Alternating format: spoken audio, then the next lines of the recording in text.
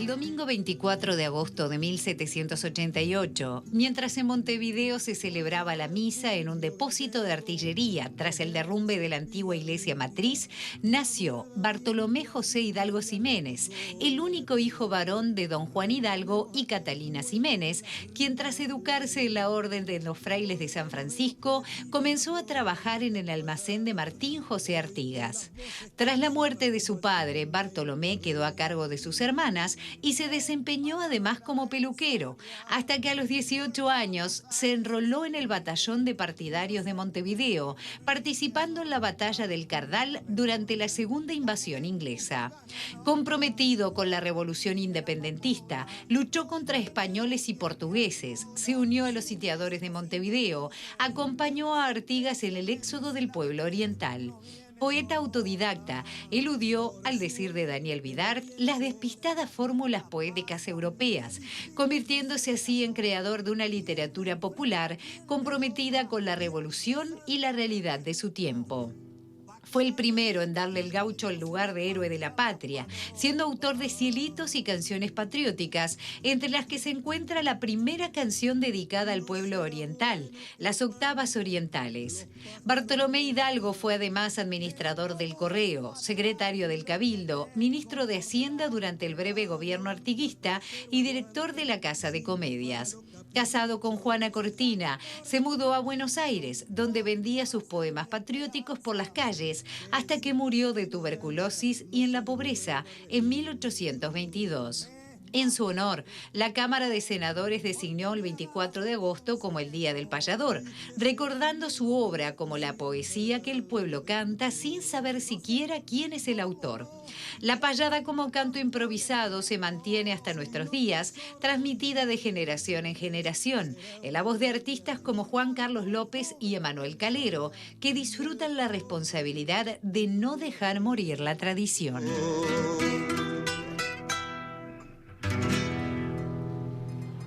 Un placer recibir a Juan Carlos López y a Manuel Calero, payadores de oficio aquí en La Mañana en Casa.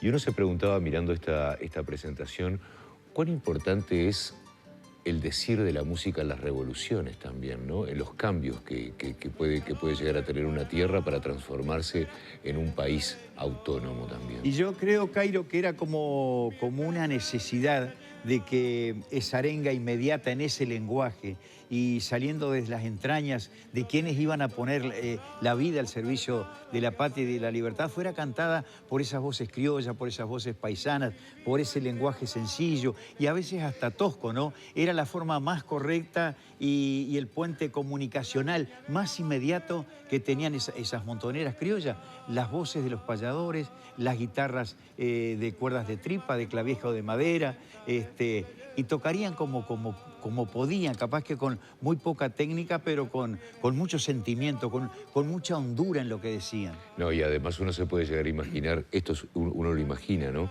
Esos fogones previos a la jornada, donde la gente tomaría algún aguardiente, alguna cosa, y estas músicas y estas letras levantarían también el espíritu de todas estas personas, ¿no? Antes de irse a dormir y levantarse con otras ganas a pelear, ¿no? Sí, era tal vez como una necesidad, como a lo largo y a lo ancho de la historia de nuestro país, el canto, la poesía, la palabra, el lenguaje, ha sido mensajero de un levántate y anda, de una esperanza que no es utopía, que no se quiere alejar, que no hay que perseguirla, que hay que todas las mañanas levantarse con ella. Y con la voz del canto también. De todas las voces, yo siempre digo que todos los pájaros caben en el monte, con sus distintos plumajes, con sus distintos sonidos, pero me refiero a una metáfora del monte humano, ¿no? Del sentimiento. Y todos las aptitudes, las propuestas de canto son bienvenidas, son bien recibidas, como nosotros le abrimos las puertas a todo el cantor que llegue, el artista que llega, nos deje lo que nos vaya a dejar, a veces con cierto reparo, ¿no? A veces somos demasiado generosos y no cuidamos lo que tenemos en casa, pero bueno. Acá por lo menos tengo 2 generaciones de payadores, porque Calero, vos sos muy joven, ¿cuántos años tenés? 26. 26, un gurí. ¿Cómo llega la payada a tu vida? Y desde muy chico siempre me gustó escuchar los payadores y esa mística del canto improvisado, cómo se hacía eso. Y bueno, después fue el camino que nos llevó a esto. uno se pregunta siempre, y esto lo habíamos hablado con Juan Carlos antes en alguna de las ocasiones que estuvo acá, ¿cuál es la gimnasia del payador, ¿no? Porque digo, obviamente practicar el instrumento es una de ellas, pero también hay que practicar la improvisación. Digo, me imagino que hay técnicas para porque no solamente tocar y abrir la boca, me imagino que también hay técnicas para poder llevar adelante este oficio de payador. Yo creo que, Manuel, me parece que cada uno de nosotros debe de tener su técnica, debe de tener su sensibilidad especial, debe tener su vocación y a veces hasta un reflejo de alguien que cruzó primero que vos y que te dejó cosas, ¿no?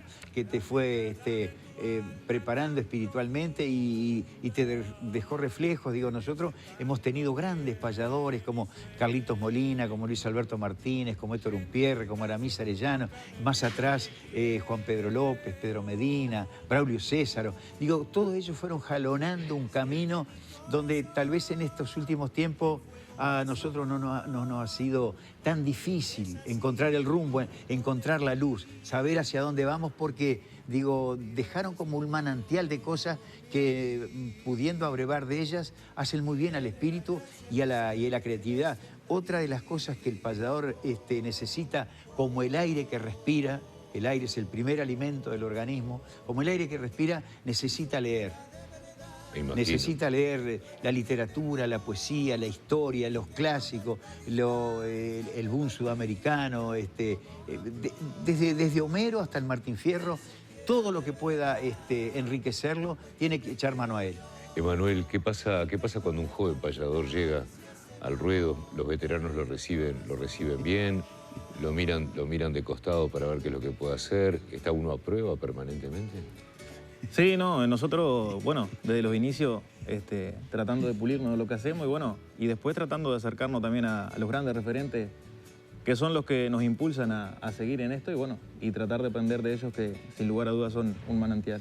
¿Este oficio llega a vos de alguna manera por algún tema familiar o sos el primero en tu familia? No, el primero en mi familia, llega por el interés de la guitarra, del folclore y después siempre con esa intriga de cómo se improvisaba y todas esas cosas de esto del payador. Interés complicado el de la guitarra de Manuel porque es zurdo además, claro, todavía, entonces más complicado todavía para conseguir instrumentos. ¿Dónde aprendiste? El tema de la guitarra aprendí cuando estudiaba en la Escuela Agraria de Rosario, con un profesor que encontré por allí, Omar Mendiberri Ayala. Y después siempre escuchando a los payadores en la radio y improvisando allí con los guris. Un estilo rioplatense y más allá, un día me contaste, el de la payada como un método musical de declamación, de contar, de provocar también, ¿verdad? Porque los payadores vienen de varios lugares en este 26º encuentro de payadores, ¿verdad? En esta oportunidad son argentinos, los que vienen son argentinos. Vamos a estar el 26, vamos a estar en la Posta del Chuy y ahí se agregan payadores brasileños también. Pero acá en la Citarrosa han venido colombianos, chilenos, también, tú me contabas, sí, de Río Grande del Sur, pero esta vez lo hacemos entre la hermandad rioplatense de los payadores. ¿Cuánto se aprende del castellano de Latinoamérica con la payada, ¿no? Porque cada pueblo con sus modismos también, ¿no? Y tenemos a los brasileros que vienen con lo suyo, a los colombianos, los argentinos, los uruguayos. ¿Qué intercambio hay ahí? Y yo creo, Manuel, son distintas tradiciones, ¿no? Distintas costumbres, distintos lenguajes, distintas geografías, distintos paisajes. Esto nace, si desandamos el tiempo en una retrospectiva, nosotros hace bien poquito fuimos a La Rioja, España, donde Gonzalo de Berceo entró a armar en sus alejandrinos, que son versos de 4 renglones y de 14 sílabas, con el archipreste de Aita y otros poetas del 1100, del 1200, empezaron a darle vida al idioma castellano. Estuvimos ahí, estuvimos improvisando y la gente estaba asombrada. Incluso improvisamos con un payador de Cantabria, Miguel Cadavieco, que tocaba el rabel. Es parecido al violín, nada más que se apoya en la falda, ¿no? Es decir, en los países de habla hispana nosotros hemos encontrado payadores en todos los países. En todos los países de habla hispana, en Cuba, en México, en Perú, en Ecuador. ¿Qué parentesco hay con el trovador de la Edad Media, con el juglar también, que se encargaba de dar las noticias también, claro. de contar lo que pasaba? Las raíces son esas. Pasa con el famoso descubrimiento de América, pasa el idioma, pasa el instrumento, pasan costumbres, pasa un lenguaje que nosotros, por haber ido ahí a La Rioja, me tenía que informar a qué lugar iba. Y entré a escudriñar un poquito el idioma español, el idioma castellano, y encontré infinidad de palabras que son de origen árabe. Claro, los árabes tuvieron 800 años en España. Y aljibe, almohada, falange, almacén, alfajor, almacén, azúcar, guitarra, y después una infinidad. Hay una mezcla de cosas que ha nutrido la raíz de América Latina, ¿no? O sea, que yo escucho a Juan Carlos Emanuel y me pregunto también qué pasó con vos cuando te diste cuenta que además de payar, uno tiene que estudiar tanto también, porque repito lo que decía al principio de esta conversación que estamos teniendo los tres, ¿no? No es solamente la facilidad de la palabra o la práctica del instrumento. Hay mucha cosa atrás de la payada que de pronto el público, nosotros como público ni siquiera nos imaginamos. ¿Qué pasa cuando te tuviste que enfrentar al verdadero camino que tiene que seguir un payador, que tiene que ver con el informarse, con el estudio?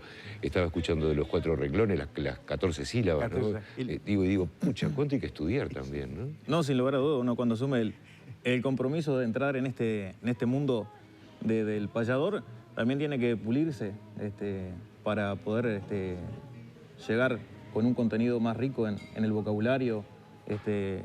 El sentimiento va a ser el mismo, pero tratar de no caer en lo mismo siempre. ¿Y qué pasa con la picardía? La picardía... Eso ya viene en uno, en cada uno. Claro. Después uno nutre el vocabulario y las distintas cosas para enfrentarse a ese reto ahí.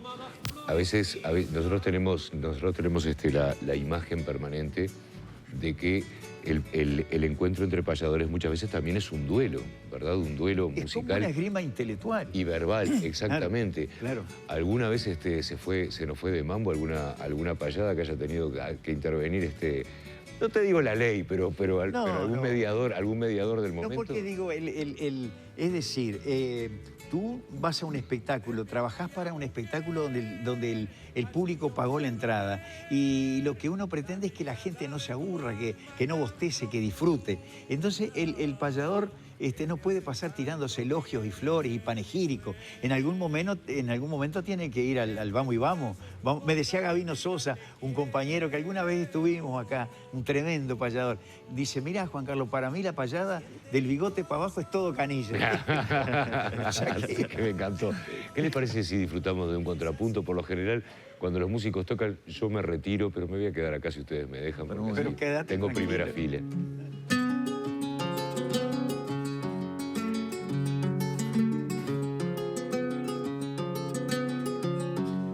Lo felicito a Calero, que de San José ha venido por el rumbo esclarecido de los antiguos troveros. Vengo de un pago arrocero en donde la vida pasa y con la sencilla traza mi canto se hace una alerta porque me abrieron la puerta esta mañana aquí en casa.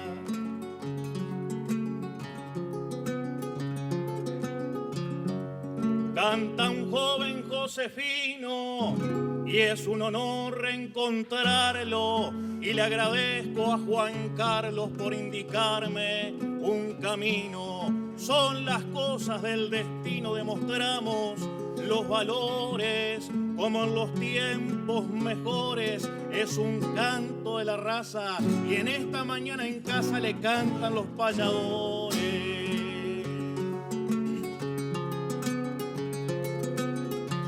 Lo que pasó en Maldonado, un hondo dolor prolonga y se mete en mi milonga y en el verso improvisado.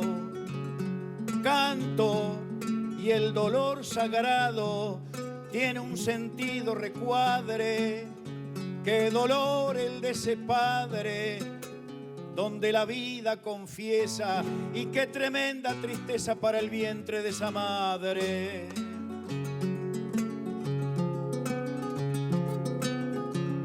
Y compartiendo este rato, también llega esa noticia, y espero se haga justicia, compañero, de inmediato. Lo piensa este maragato con un sentido profundo, y de emociones me inundo, mi querido compañero, y aquí cantan los troveros por las mujeres del mundo.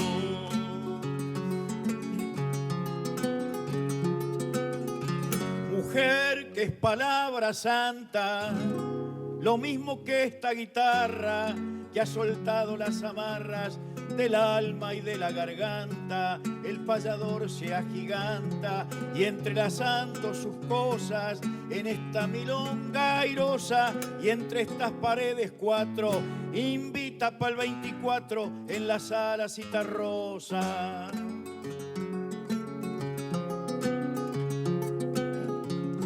Hoy se junta 33 y mi suelo maragato para compartir un grato momento por Canal 10, mostrando la sencillez con la milonga preciosa, y en esta rueda armoniosa saliendo en televisión quedará la invitación a la sala Citarrosa.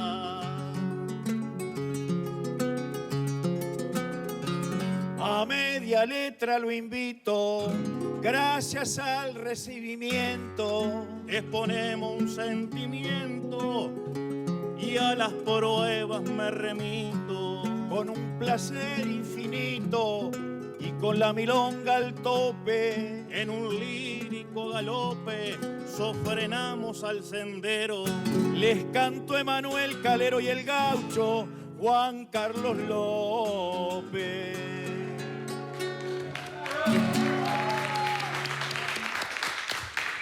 ...24 de agosto a las 19 horas en la sala Citarrosa, entre otros grandes payadores de Uruguay y de Argentina, se presentan estos dos grandes payadores, uno muy joven, otro ya con más camino recorrido. Con grandes cualidades, sí, y señor, un mundo por delante. Se le ve, y eso es una esperanza, una linda esperanza no? para el género Que que tiene. la antorcha siga, encendida. Y bien encendida que siga. Gracias a los dos por esta visita. ¿Dónde nos compramos las entradas? En Picantel y en la sala Citarrosa a partir de las 16 horas. Espectáculo de la tradición para toda la familia, así que los esperamos allí el 24 de agosto a las 19 horas. Gracias por esta visita, gracias por el arte. Bueno, gracias a ustedes también por recibirnos. Un placer. Muchas gracias. Seguimos adelante con La Mañana en Casa.